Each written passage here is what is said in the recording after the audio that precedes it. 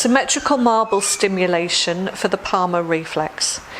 In this lying position with the body straight and the legs down resting on the floor, we place some marbles on a mat in front of the child. What we now do is ask the child to rub their hands in a symmetrical way. So forward and back. Can you move forward and back? So out and in circles.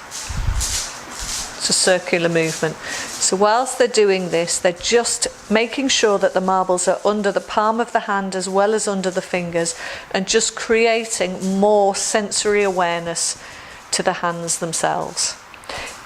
We're just wanting to keep the fingers straight, but with some children who have an active reflex, you'll see that the fingers will slightly curl or bend at the ends.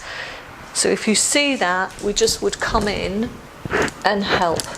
So if they can't organise the movements themselves, you can use hand over hand to generate the movement.